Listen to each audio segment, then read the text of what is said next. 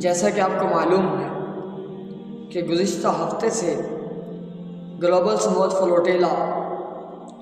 جو 70 بحری بیڑوں پر مشتمل یہ قافلہ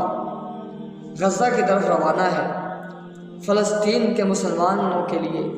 فکر مند اور درد مند ہو کے ان کی مدد کے لیے روانہ ہے۔ اور آج یہ خبر آ رہی ہے کہ جس قافلے کے اندر ہمارے پاکستان کی بڑی بڑی شخصیات، جس میں انور شاہ کشمیری کا پوتا عبداللہ شاہ مظہر اور پاکستان کے عظیم لیڈر سینیٹر مشتاق احمد صاحب بھی ہیں، سننے میں خبر یہ آ رہی ہے کہ اس قافلے کو گرفتار کر لیا گیا اور سینیٹر مشتاق صاحب کو بھی گرفتار کر لیا گیا۔ تو پہلے تو ہم اسرائیل کو یہ بتانا چاہتے ہیں کہ تم جتنی کوشش کر لو، ہم تمہیں کبھی بھی تسلیم نہیں کریں، کیونکہ پاکستان کے بانی قائد اعظم محمد علی جناح نے یہ کہا تھا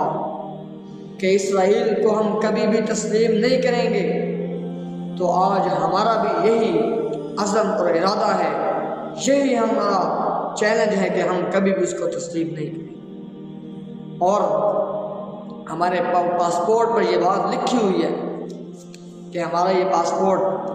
جو ہم بیرون ملک جانے کے لیے استعمال کرتے ہیں وہ باقیہ تمام ممالک میں جانے کے لیے استعمال ہو سکتا ہے، لیکن اسرائیل میں جانے کے لیے وہ کبھی بھی استعمال نہیں ہو سکتا۔ اور اسرائیل کو نہ ہم نے پہلے تسلیم کیا اور نہ اب کریں گے۔ اگر آج ہماری حکومت اسرائیل کو تسلیم کرتی ہے تو اسے یہ سوچنا چاہیے،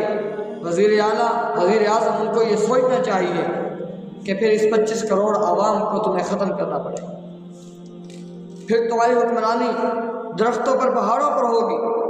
اگر تم ان لوگوں پر حکمرانی کرنا چاہتے ہو تو پھر تمہیں اسرائیل کو کبھی بھی تسلیم نہیں کرنا، اور اگر تم نے یہ قدم اٹھانا ہے تو سوچ سمجھ کر اٹھانا ہے کہ تم یہ قدم جو ہے بہت غلط اٹھا رہے ہو۔ اور دوسری بات کہ جیسا کہ سننے میں خبر آ رہی ہے کہ سینیٹر مشتاق صاحب کو گرفتار کر لیا گیا، اس پر ہم حکومت سے مطالبہ پیش کرتے ہیں کہ اسرائیل کو یہ چیلنج کیا جائے،